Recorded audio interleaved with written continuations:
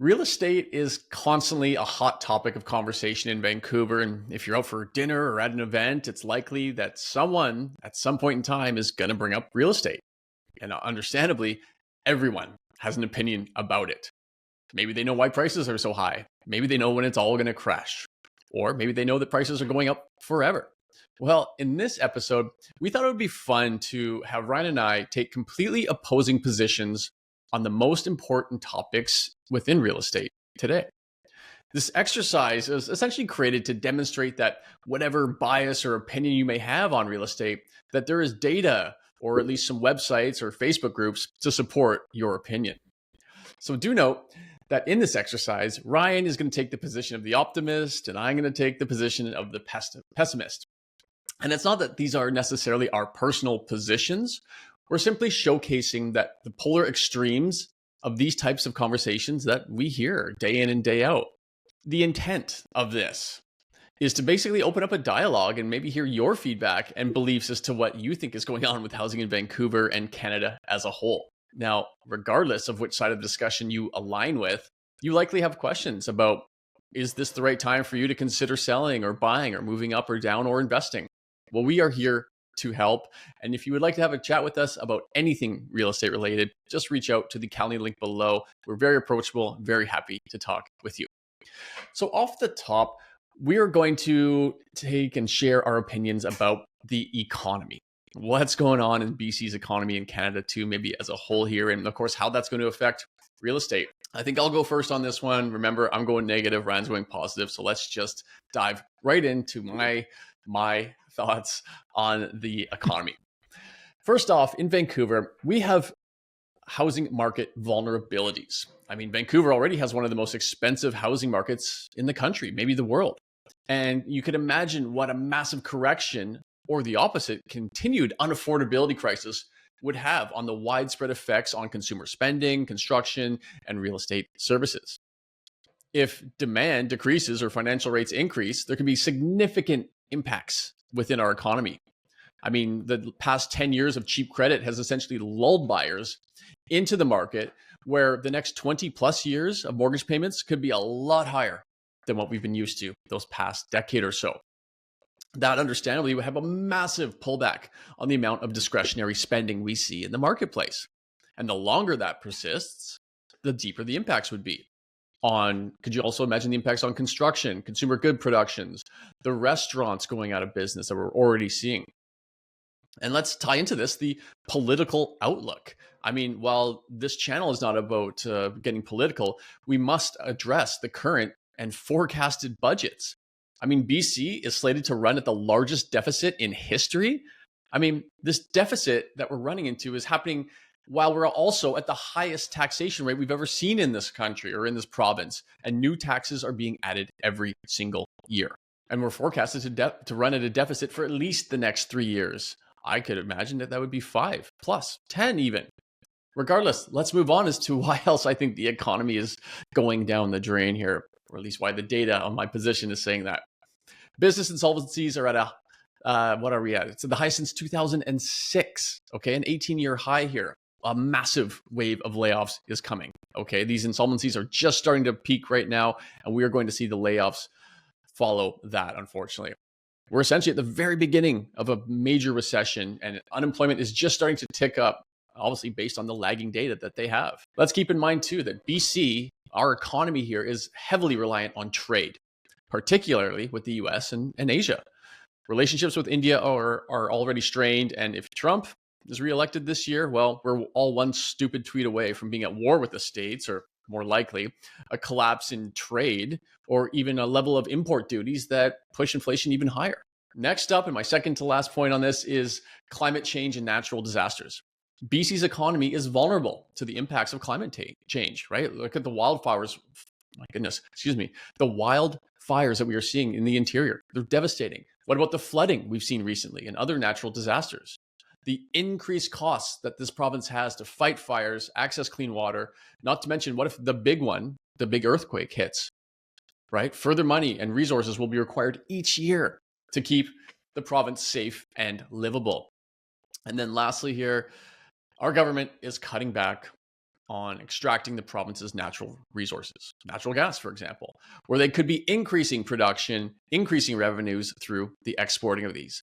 I think for all those reasons, our economy is in deep, deep trouble and heading in the wrong direction.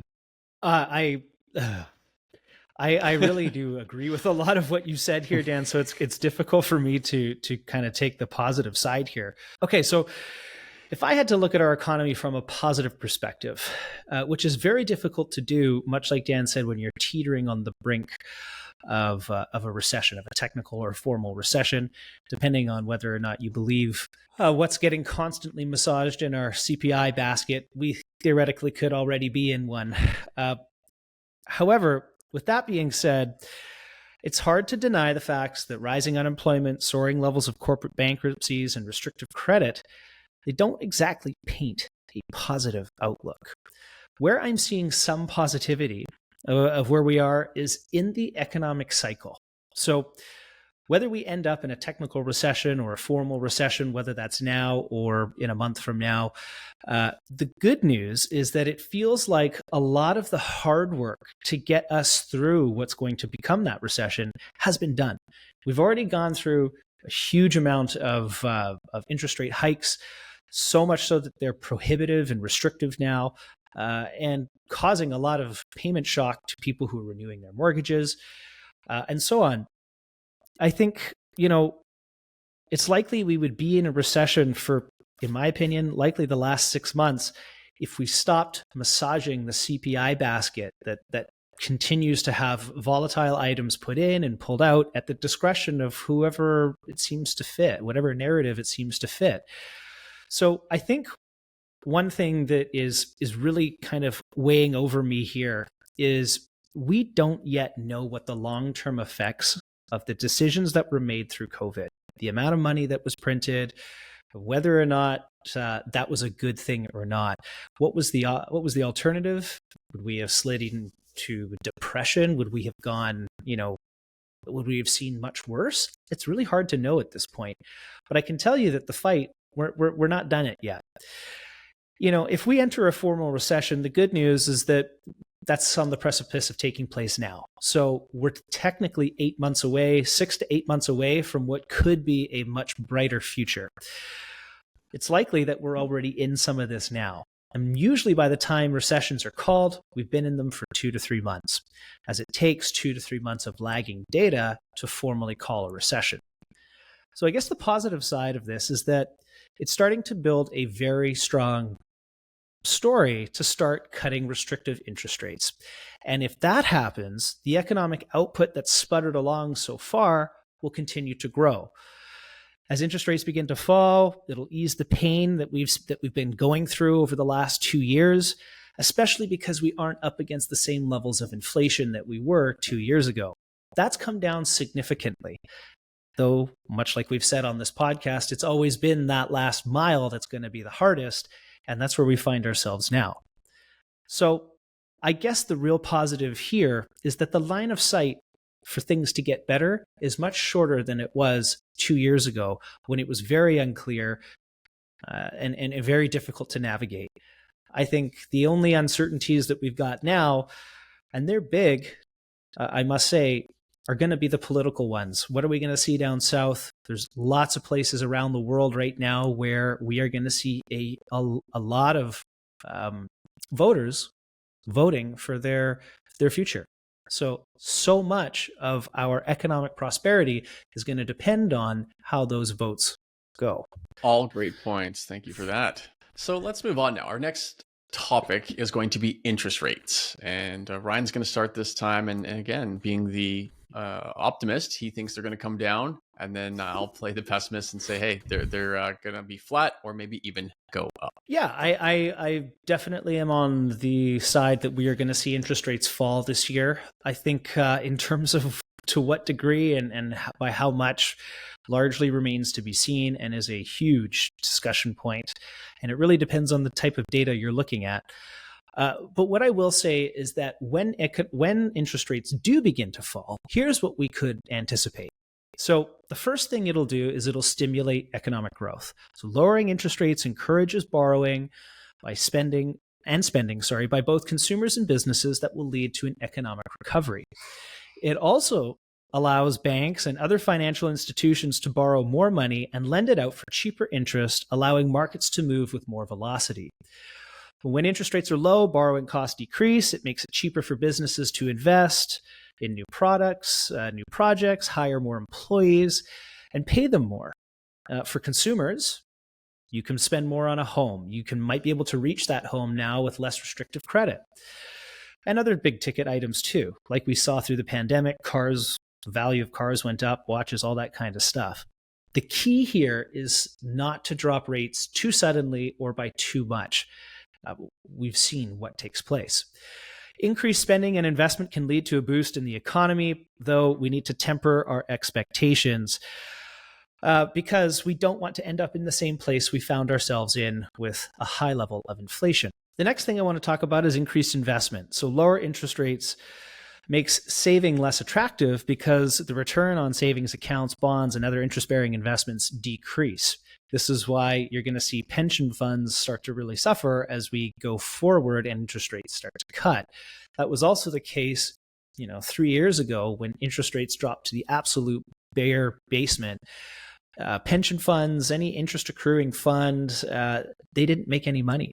And it's possible that we'll find ourselves there again soon.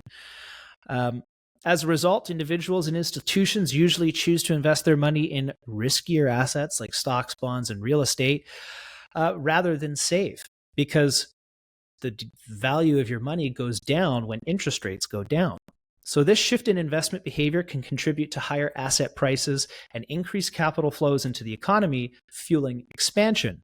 Last part here would be reducing unemployment. So a lower interest rate can lead to an increase in business investment, which creates jobs, opportunities. Companies need to expand in order to compete with one another. Additionally, lower borrowing costs for consumers stimulates demand for those goods and services as well. Overall, the combination of increased spending, investment, and economic growth facilitated by lower interest rates will help reduce unemployment levels over time. So it is positive, and I do think we will see an economic recovery once we get through this last mile. Okay.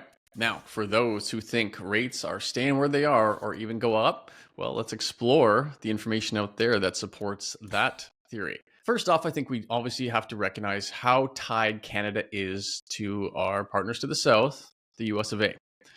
And the States right now is actually a fairly largely robust scenario. Okay. They've got people who, of course, have their mortgages that are locked in for 30 years at these incredible rates. So they're not seeing any payment shock there. So they're locked in, they're stable there. They've also got way less of a debt servicing ratio than we do in Canada, much less. So they can, again, handle higher interest rates for other payments longer than we can here as well. In the States right now, they are experiencing an unemployment rate hovering at the lowest it's been in basically 24 years. The jobs economy there is tough. Now, also, inflation is running harder than expected because everyone is employed here. Just today, we're recording this on Thursday, March the 14th. The February producer price index numbers came out and it rose 0.6% just last month. And that was higher than the expected increase of 0.3%. Okay, we're talking about wholesale inflation here. So inflation's running hotter, people are employed. The CPI rose 0.4% last month after climbing 0.3% the month before. So obviously the majority of economists have been wrong about when they were going to get to sub 3. So that's going to stay higher. Plus, up here, of course, we've also got the self-fulfilling housing basket or housing CPI elements that feed the basket. And with interest rates high and interest payments up, well, they're going to keep pushing up inflation. And this is just going to go on and on as more and more of the 4,000 mortgages that renew every day. Well, guess what? Each one of those are having a higher interest payment, every one. So essentially, those are going to feed into the housing portion of the basket as well, which is going to keep inflation high, which means they have to keep rates high. So again, in the States, they're looking at this thing going, well, nothing's wrong. We're churning and burning here at 5%. Why would we have to reduce it? People are employed. People are making their payments. Inflation is still high. We got to force it down. The renewals that I just mentioned too, regarding the higher interest rates, I mean, these can go on for years, right? We're talking about the majority of the renewals are happening in the next 2 and 3 years. And then what else? We've also got the rent, which contributes to this HPI, our inflation rate here. Rents in Canada last month averaged $2,200 per month. That is a 10.5% increase year over year. And is that going to drop off anytime soon? No, of course not, right? We've got a massive population rate here in Canada, and this growth is dramatically outpacing the rental housing and just all housing in general completions. For example, if we go back to 2016, the average rose from about 2.3 people per home built to today at 4.7. It's more than doubled. Okay. So if you thought housing was getting tight in 2016, well, it's about twice as tight today. Lastly, in Canada, our unemployment rate is still also near all-time lows. So even a 50% increase in our unemployment rate would only take us back to 2010 levels and be lower than most of all of 1990 to 2000. So for all those reasons, honestly, where's the motivation to drop rates? I don't think there is any. So, in that stance in this episode. So for those reasons, that's why interest rates may very well stay higher for longer, at least through the rest of 2024. All right. Well, let's touch on labor markets here, because labor markets are an interesting part of our economy. Certainly, when it comes to labor markets and population, we have here in Canada seen an enormous surge in population numbers. And while I think I'd like to talk some positively to that, what I think I'm going to talk positively to is maybe the actual new announcement that they're going to be cutting some of those interest or some of those population numbers down. And this is very positive, because overall, if you expand your economy too quickly, we've gone through that. We see what happens. Inflation takes place. People have to get paid more. They don't necessarily do a better job. And just to compete, companies have to throw more money around, creating higher prices, which is not good. So high population growth can lead to, obviously, overcrowding in major centers, increased competition for housing, which we've seen, and strained public services such as healthcare and education. All of these have taken a battering in the last few years. Slowing population growth down, though, can alleviate these pressures, leading to improved quality of life for residents. It allows for better planning and allocation of resources to meet the needs of the population, resulting in more accessible healthcare, education, and other essential services. Effectively, though, it will also slow down price creep, which we are getting so much of and seen so much of. And honestly, the levels of immigration with where they were, I mean, it certainly helps when we have a shrinking demographic in the baby boomers to fill those voids and to continue to grow as an economy. But we have to do it at a pace that sustains the growth, not a pace that blows up markets, which we've seen. And labor market dynamics, while rapid population growth can initially contribute, like I said, to economic expansion, it can also lead to labor market imbalances where we get high unemployment rates, downward pressure on wages, because we just have an oversupply of people. And especially we're going to start to see that as we enter a recession here. Wages rose so fast in the last 2 years because employers were flush with cash, cheap money, and they could pay or had to pay higher wages to stay competitive. So not because their employees gained more skills or because they became more productive, but this positively contributed to inflation over the last couple of years. So a slower population growth will allow for more stable labor markets where wages can rise more sustainably. So the next and last thing, which I don't want to overlook this because it's very important, it's the social cohesion and integration that's taking place too.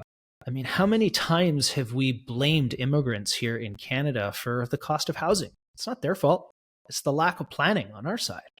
It's not addressing the level of immigration and what it's going to do to the price of housing.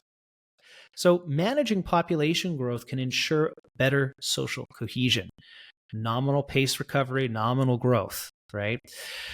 A rapid population growth can strain social services and exacerbate social inequalities, leading to social tensions and conflicts where we're seeing this, at every corner of the economy. Slowing population growth will allow for a better integration for our immigrants. It gets them better set up. They can actually figure out where the coffee shops are before they need to make $1 to survive and pay their high rent. This will foster a more inclusive and harmonious society. All of this should theoretically lead to higher levels of per capita GDP and a higher quality of life for the people that are here. Let's look at the position that the rate of population growth will continue to sort of outpace what the infrastructure can withstand. Because for the sake of this conversation, I'm of the opinion that our Canadian government has shown time and time again that essentially they're an institution that is reactive. They are far from proactive. I mean, the massive wave over the last 2 years of non-permanent residents, largely temporary workers and foreign students, is a perfect example of this. I mean, we've seen a couple of years in a row now with over 1 million people added to the country. That influx of foreign students I just mentioned was only very recently identified. And the reaction is to start slowing it down now, a few years too late, many would think. The reality is that our country doesn't even really know how to accurately count the people coming into the country, let alone the ones that don't leave. So these numbers could really be skewed to the downside, but it could be much bigger than we are actually reporting on and getting the data of. Honestly, it kind of feels like Canada is a very easy country to take advantage of. We're soft at the borders, let's be honest here. And I believe here that the rate of immigration will continue to outpace the rate of new housing, of new hospitals, of new schools, and of our infrastructure as a whole. Because you got to think, adding 1 million people into the country is easy. It's a stroke of a pen. It's opened the doors. It's fine.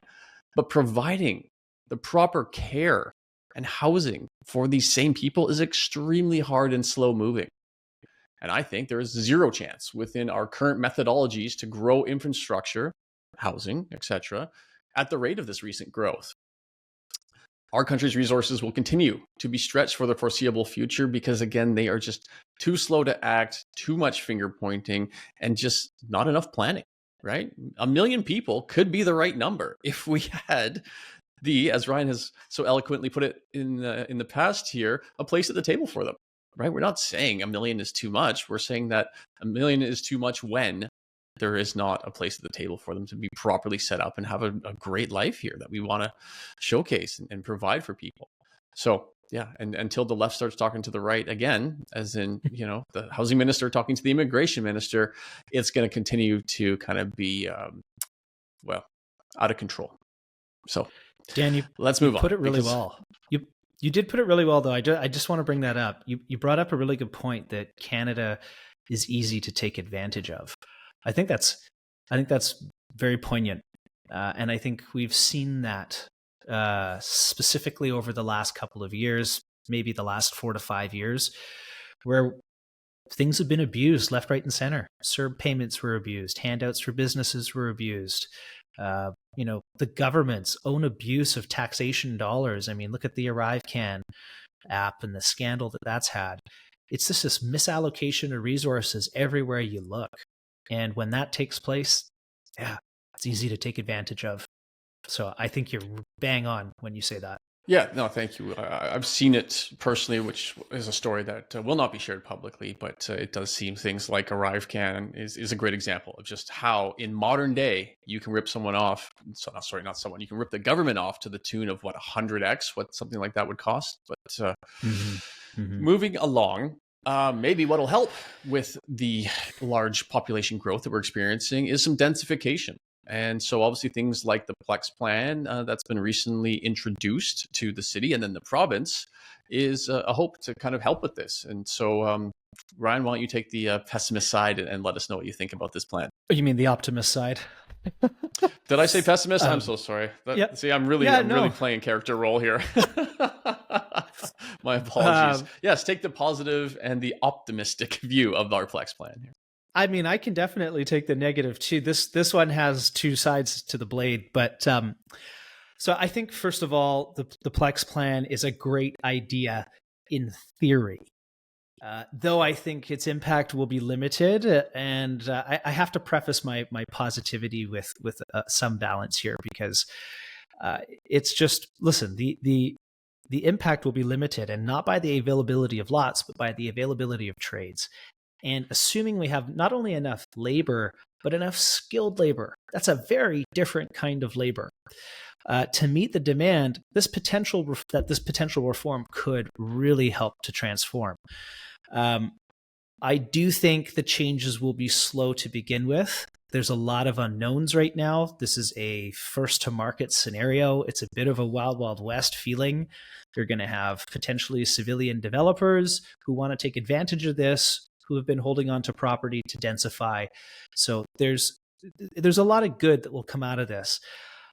Certainly in other areas of the world, we've seen this plan work. So we've seen it work in New Zealand. This is where it was initially deployed and studied. We saw what happened there was we saw a small run up in prices as exuberance entered the market upon its announcement. But then we saw prices flatline and stabilize as more and more supply was created to help offset the level of demand in the marketplace. This would be a welcomed outcome, though much like we've talked about, it would largely depend on what happens with immigration as well. So there's something in tow with this. Where I think we'll see a much larger positive impact will be along the transit-oriented development areas. So either TOAs or TODs, depending on what you've read. This approach to land use planning will locate high-density mixed-use development within walking distance of SkyTrains or bus routes. This, I think, is what we see in many large cities all around the world. And so I think that this has been a long time coming. And while I think we've been trying to protect the idea of a single family home in Canada, we're now coming to the realization that this is just not possible in a place like Vancouver, much like it used to. This will be positive for all future home buyers and the odd home seller who doesn't identify as a NIMBY, as these locations could benefit from tremendous upside. You got to think, if you're within that 800 meters of a SkyTrain stop and you can go from what is currently 0.7 FSR in your single family lot to 5.0 FSR, the value for the seller is tremendous. That's a positive upside. The value for the buyers in the long term, which will end up with 300 or 400 units based on that location, will help alleviate price pressure to the upside by providing the much needed supply in high density areas. So either way, I think the combination of adding supply, both in terms of the Plex plan or in terms of these transit-oriented development sites, is progressive housing reform that we've needed for a long time. It's a welcome change. And though I think it'll be slow to begin, I think we should see some temperament as we continue to bring supply to the market. So much of that will depend on interest rates and developers. That's a whole other part. All right. Now let's talk more about the realities. Do you remember when Ken Sim was elected and put into power here, and he presented something great? It was the 3331 plan. That meant that it would only take 3 days to approve home renovations, 3 weeks to approve single family home and townhomes, and then 3 months to approve multifamily buildings. Okay. This is to get your development and building plans here. Well, the reality is I was speaking to one of our builders just this morning, and he's currently at month 7 for his duplex plan. So, and it's nowhere near approval yet, as far as he can tell. But outside of just the city's control of our building and development plans, there are extraneous circumstances to face as well. I mean, for example, BC Hydro. If you want to get a PMT, a pad-mounted transformer set up and have them come in and analyze the property, etc., you are looking today, this is for like a multifamily project like the Plex plan, if you want to build a 4-plex, today you are waiting a minimum of 18 months. 18 months before they are coming to your property and getting this all set up. So that's great that you're sitting there on maybe a development permit or building permit in 3 months, but guess what? You're still waiting another year and a half, basically, to have BC Hydro show up. So there are more things than just City Hall to improve here. And again, the constraints around builders these days are immense. Let's keep going. I mean, understandably, the cost prohibits the interest rates are so cost prohibitive today that construction financing are making projects basically unpencil. We're seeing developers drop off left, right, and center. We're seeing buildings going into foreclosure because they can't afford it. And again, because the belief of my stance on this episode is that rates are going to remain high for so long that developers have to stay on the sidelines. And when I talk about developers, it's even for these Plex plans, right? If you're borrowing your construction costs at 7.5%, compared to, let's say, 3% a few years ago, well, again, you're sitting on the sidelines because you don't want to bring something to market that you're guaranteed to lose money on. And typically you're looking at about a 6-figure loss. It is so hard for projects to pencil today, high construction costs and so forth. So while everything here, it looks great on paper, the realities are it is going to be a minute few that will actually be able to bring projects to market. And that is going to mean that it's going to be a slow roll and not be as effective as the dream is. I did say it was great in theory. Fair.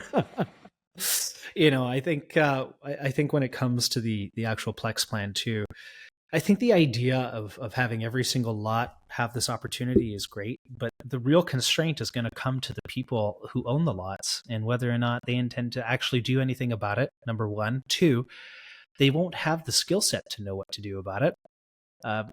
All they hear about are really long wait times with City Hall, a fairly impersonal approach.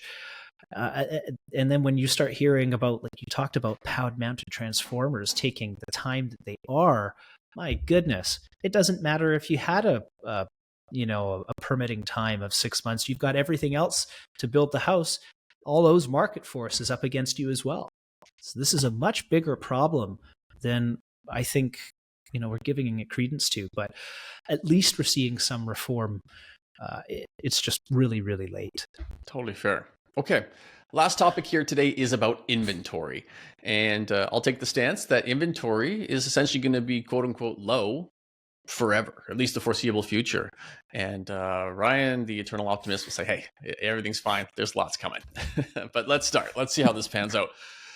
The reasons I think inventory is going to stay low forever is because kind of like I just touched on previously with the developers, these high rates are keeping builders holding back. And that's across the whole spectrum of builders, from the fourplex all the way up to your 400 unit towers.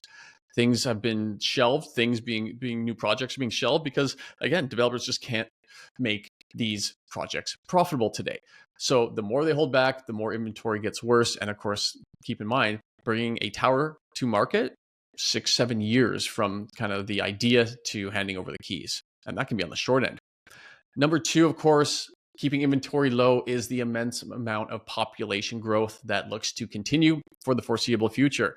So as population growth outweighs housing construction, pretty simple math there. Number three is, of course, City Hall and things like BC Hydro. It is so hard to make them move faster. It is so hard to remove the red tape. We've been trying. I mean, housing has been short for 30, 40 years now. People always point the finger at City Hall, and well, here we are. Fingers are still pointing that way largely, and the process hasn't changed. I mean, any developer you speak to today will echo that sentiment and say, look, it's really hard and really slow and really painful and really expensive. What's more? Well, guess what? Housing will get more taxes for sure. That's almost a guarantee. So as we throw on another tax almost annually here, that is going to reduce the incentive for builders and create less and less inventory. And my last point that I believe will keep inventory low forever is our construction costs. I mean, everything in life is getting more expensive, right? And your materials to build a home or a condo or a tower, those are getting more expensive too, making it even further harder for people to build and profit off of this. So if you don't profit, you're not very incentivized. So for those 5 reasons, I believe the housing growth will stay low. But of course, immigration will continue to be high. Therefore, the outcome is low inventory forever. Oh man, I sound like a political figure giving you all kinds of points that you can't stick me to try and make the supply of inventory sound like a positive thing in Canada. It's very, very difficult to sound positive about inventory. I want to. I think really the only positive pieces to inventory are much like the policies that we discussed earlier when it comes to the Plex plan, when it comes to high density areas based on transit locations. Because honestly speaking, when we've left it up to the government to make these changes, it results in nothing. And I mean, look at the Housing Accelerator Fund. How many houses did that actually build? There was billions and billions of dollars that were given for this fund. And I don't think one single house was built as a result of this thing. We've had Trudeau at the last election come out and say he was going to build 4 million houses for Canadians. Where are they? So, to get really positive about inventory is difficult to do. Despite the fact that we have a number of record houses coming to market, a record number of houses coming to market, I'm not convinced that it's nearly enough to create and sustain a long-term supply that will help moderate price, despite the fact that we're at all-time highs. The positive part, though, is, like I said, hopefully these new housing reforms that we're at least seeing here in BC will make a big difference, though it will take years for them to make a difference. I think I would still really like to see a push towards middle housing, a bigger push, something like we see in Toronto where we get a middle row house, something to that effect that helps bridge the gap between condos and duplexes or single family homes, even though single family homes are largely going out of style. I think the shift in this product type would be good to see, because I think it would really help solve families having to move 3 or 4 times. The people that benefit the most from that are the government, because they take the most out of property transfer tax every time you have to move. So if we saw more housing, I think, policies that helped with surrounded, I guess, more around families so that they could grow in the spaces that they currently have, so that they didn't have to move as often. I think that would be great too, though. We are so behind. We are decades behind in terms of providing enough inventory to stabilize prices in our country. And at the rate of immigration we've got, man, is it hard to get positive about inventory. Through the pandemic, what else did we do to supply developers? Rates went low, and that's why we're getting the supply we've currently got coming. But the next batch of houses behind that are going to be next to none because of the prohibitive nature of interest rates. Unless we do something where we give them some kind of incentive, like you would a foreign student, or, where they'll drop rates for you, or you could have a low interest bearing account or something to that effect, where builders will be incentivized in tough times to continue to build. We're never going to restore supply. We're just going to continue to tax demand to the point where people will leave the country. So not a very positive outlook on inventory, but I also think it's a reality that we have to deal with. Yeah, it is. And so that was it. I mean, that's kind of our opposing opinions and thoughts and data point references as to what might happen within our marketplace going forward. And curious, like, what side do you sit on? Do you think it's all going to crap? Do you think things are actually trending better? Or, are you somewhere in the middle and you take some data from both sides? I mean, it's okay to think that things are going to be okay. They might be challenging, they might be tough, but maybe it's going just slightly better. Either way, we'd love to hear your feedback about what you think about these data points. So again, and our thoughts and opinions on where things may be trending into our immediate future here within housing in Vancouver and especially Canada. Thank you as always for tuning in, and we look forward to seeing you again next week.